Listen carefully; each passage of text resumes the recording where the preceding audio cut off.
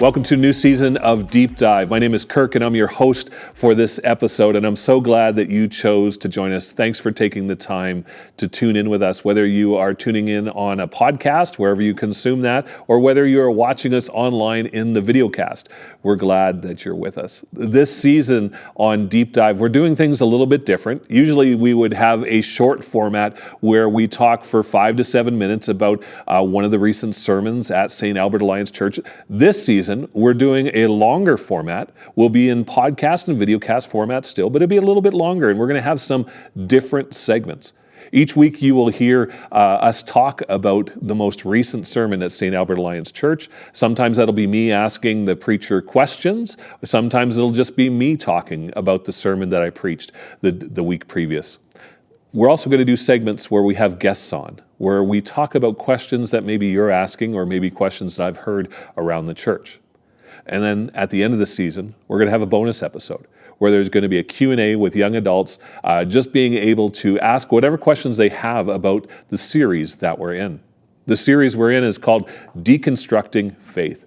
When we talk about deconstructing faith, we're talking about analyzing and reflecting and thinking deeply about the basic assumptions that we have about God, the beliefs that we have learned or heard and been passed down to us, the traditions that we've grown up in. And we want to think deeply about these things in order to understand, is this helping us encounter God fully, or is this something that is hindering us in our walk with God? The reason why we deconstruct our faith is to construct something new. But I'll talk more about that in just a moment. On today's episode, here's what we're going to talk about. We're going to talk about John chapter 3, the story of Nicodemus. I think Nicodemus is probably one of the first people who deconstructs their faith in the Bible, and we're going to dive deep into that, adding on to the sermon that I preached recently on that passage. And then in our last segment, we're going to talk with Pastor Josh Ginn, our youth and young adults pastor, about how do we walk alongside someone, a teen or a young adult, who is deconstructing their faith. I hope you'll stay with us, and I hope this time is valuable for you. Recently, I preached a sermon on John chapter 3, the story of Nicodemus and Jesus. And this was a sermon that I talked about in terms of deconstructing your faith. That's what I called it. And I see Nicodemus as someone who was probably one of the first people to deconstruct their faith. You know, deconstructing your faith is not something new. It's the term deconstructing your faith is new, but actually it's something that has been done by people for millennia, as people have begun to think deeply and to process what they believe. In John chapter 3, we read the story of Nicodemus, who is a very learned follower of God. He is a Pharisee, a member of the Sanhedrin in Judaism. This means he was an elite person, a deep thinker. But he encounters Jesus, and suddenly he's got some tension within him. He encounters Jesus because all of his life he has been looking for the Messiah. That's what he studied, that's what he understood, and he had a pretty clear picture of who the Messiah is and what the Messiah does. But when he encounters Jesus, Jesus doesn't look like the picture of the Messiah that he was looking for. You see, Jesus is not the Messiah that Nicodemus was looking for, but he's the Messiah that Nicodemus needs.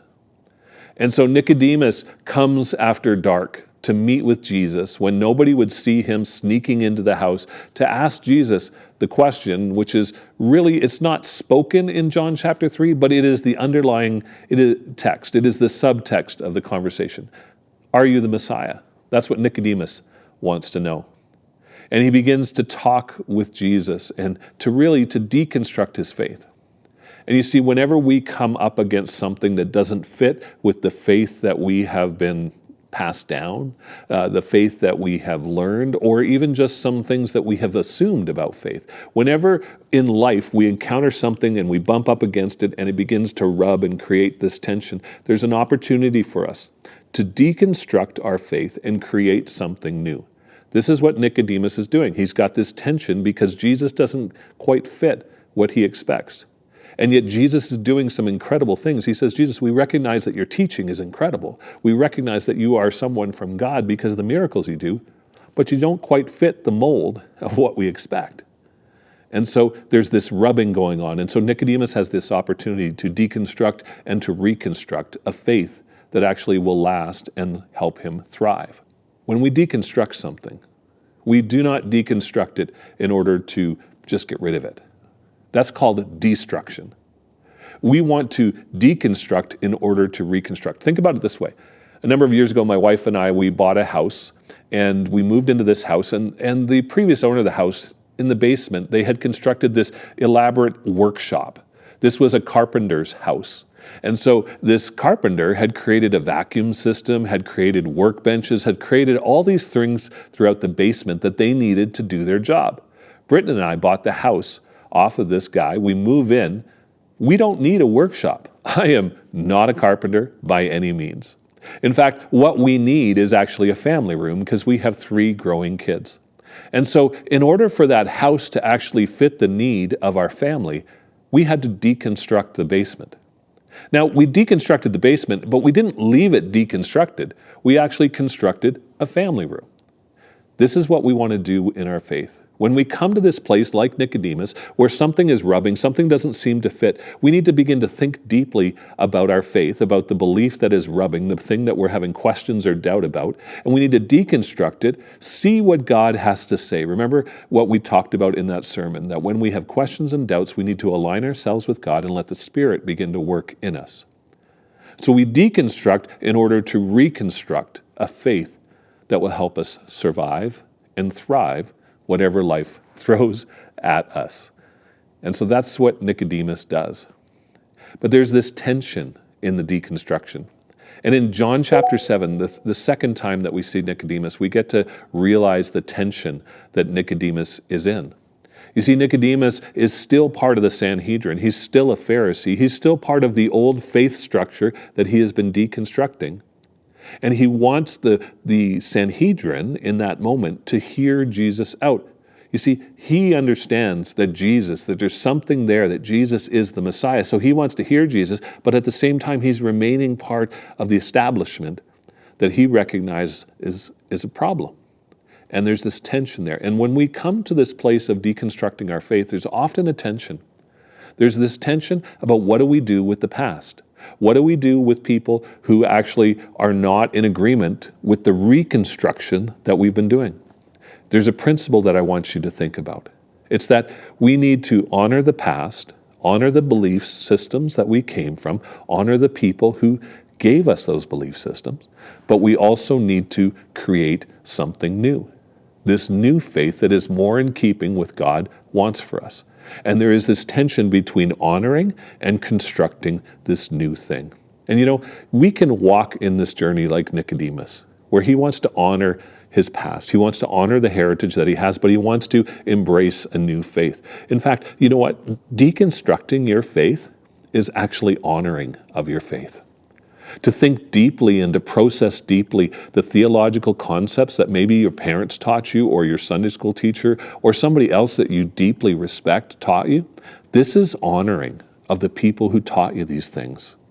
And so as we go on this deconstructing journey, we don't just throw out everything. We think deeply about it so that we can actually honor the people who passed it on to us. This is a key part of it. To throw it just out actually leads to destruction of our faith. But when we honor what we've received by thinking deeply, reflecting on it, and constructing something that is truer to what God wants for us, we honor the people who gave it to us. We see this in construction all the time. I remember a number of construction projects that I've been involved with, where we took pieces of the old building and put it in a place of honor within the new building so that we wouldn't forget what was. And Jesus wants us to do the same thing. He tells us to honor our parents, to honor people that are in positions of authority of us. And sometimes when we go on this deconstructing faith journey, we have a tendency to maybe not honor, or maybe the people in those positions of authority feel like we aren't honoring. And so we need to think about how can we maybe look at our faith, but still honor the people that are there and become the person that Jesus envisions for us. So how do we do this? Well, first, I want to encourage you to begin to reflect deeply on the things that you believe. Whenever you feel tension around a belief or have questions or doubts that surface about something that you read in the Bible or something you hear about God, I want you to begin to reflect deeply about it. honor that belief, honor that thing that you heard, that person you heard it from, by reflecting on it. And then begin to talk about it. Talk about it in community. And as you're doing it, be respectful about it. Express the concern that you have or the problem that you have with it, the doubt that you might be experiencing. And then be sure to take it to Jesus. And why not include that person that passed it on to you if you're able to? This is the steps we go through as we deconstruct our faith. And remember, we're not deconstructing it in order to destroy it. We're deconstructing in order to build something new, something that fits with the life that God has called us to live today. Hey, welcome back to this next segment. I've got a guest with me, Pastor Josh Ginn, our youth and young adults pastor.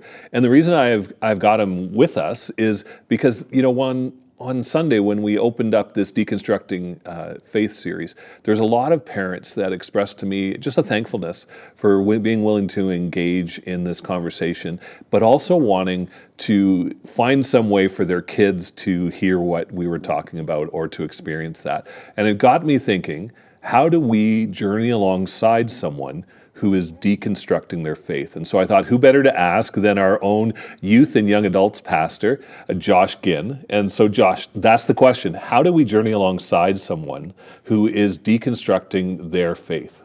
Yeah, it's hard at times, right? Because Yeah. we come to it and we're like, man, we have to fix this problem.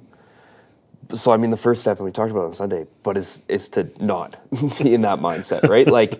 Is to not be reactive. And man, my kids are babies and are not in this place at all.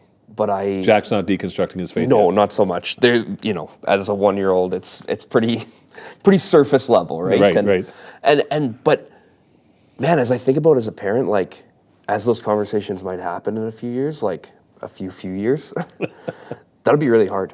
Yeah. That'd be really challenging. And so there is this gut reaction of we got to fix this, we got to figure it out. And Well, I think because if I could jump in there for a sec, is just the reason why I think it's so hard for us is because we hold our faith so dear to us. Yeah. And so we feel like when our kid or our teenager or our young adult or even our older adult is no longer following the faith that we hold so dear, that they're rejecting us. yeah, But that's not the case, right? totally it's not. And so, man, it's listening, right? It's all about listening and coming to these places of just being okay to not have all the answers. And which can be challenging too. I have a lot of conversations with senior high students and young adults especially around deconstruction questions. Right. Around, man, what about this? What about that? And it's so funny. I was meeting with a young adult recently and they're like, Josh, you could actually just answer questions sometimes instead of, because really I'm trying to answer questions or give them questions to think about and not be like, well, here's the answer. Because sometimes there isn't an answer like that, right? And so as it relates to the home especially and thinking about teenagers, thinking about young adults, big question for parents would be man, what do conversations around faith already look like at home? Yeah. Are they there? Are they present, right? Because if they're not present and then these things come, it feels all the more abrupt and challenging. And again, that we need to jump into it. And so, man, I think right now, this season, this opportunity that we're in and this series of deconstructing faith, to actually use this small group guide, at home, would be totally worthwhile, especially families that are in that, have junior high school, young adult in their home, to grab one of these from the actual church office here and look at it week to week and talk about it and let that be just a guide to start conversation, right? I think could be a huge tool, right? Especially if you have no idea where to start. That's right. And the unhelpful thing often, and often a conversation for, my own wife and I on Sunday afternoon is, so what did you think of this morning? It's good, right? And it ends there. And so how do you, this is a tool to make the conversation not end there, right? Yeah, so it's this question I remember asking my kids on the drive home from school, because when we lived in Calgary, I picked them up, and even in Regina, we picked them up every day after school. How was school? Good. Yeah. Yeah. Yeah, that's kind of, and so Right. having some prepared questions. Yeah. Like what's in there. And the guide does offer some questions like, how does the Trinity help you engage with Jesus? Or what do you believe about Jesus? And is it drawing you closer to him or further away from him? Those are some of the questions that you'll find in that guide. And even if you just used one or two of those questions, it'll spark some great conversation with your kid. Totally. And the key, I think, as you said, is just listen. Yeah. You don't have to correct. Yeah. You don't have to know the answer. Yeah. Just be willing to be honest and open with that. And I think along that lines, as I think about with my kids and journeying with them through their faith, is actually admitting that I don't know it all, and that I have questions and that I have doubts at times as well, right? Totally. I think for all of us, whether it is your kid or whether it be you, we need to begin to think reflectively and deeply about our theology. Yeah. And whether or not our theology is helping us encounter God or not. Yeah. And that's really what deconstructing faith is all about. Yeah. Man, I love you quoted A.J. Swoboda, his After Doubt there on Sunday, and that one of the quotes from his book is, to struggle with one's faith is often the surest sign we actually have one. That lands, and in the midst of those conversations that I'm having with students, that I'm having with young adults, where they're like, man, this is I'm struggling with this part of my faith. That quote is affirming, right? Is. That they're actually working this out and wanting to seek Jesus ultimately, right? Yeah. Lean in, for parents especially, to be able to lean in when their kids are asking questions. And I think the to be able to answer with "I don't know" is okay, right? And to be able to say "I don't know," but let's kind of walk through this together, right? Yeah. And not to be able to formulate well, here's the clear-cut answer, but to be able to say okay, well, this is where we landed, or that's right, are processing still, right? But to continue the conversation beyond I don't know, or just have faith, or it doesn't matter, right? And that's where that guide that we've talked about, the Deconstructing Faith guide that we've created, is really, because in there, it's not look at this verse and here's the answer. Right. It's actually Discovery Bible Study, which really says, here's a passage of Scripture, and then we ask 3 questions around it. What does it say about God? What does it say about me or about people? And what am I going to do about it, right? Yeah. And so when we chose the passages, we didn't choose passages that are going to have answers.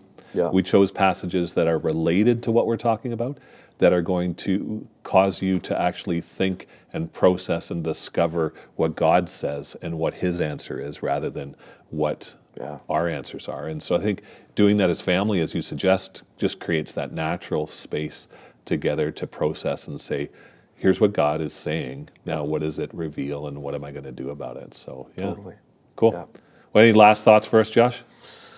None. That's all she wrote. All she wrote. Make space to listen and to know, man, it'll take time. It's a journey, right?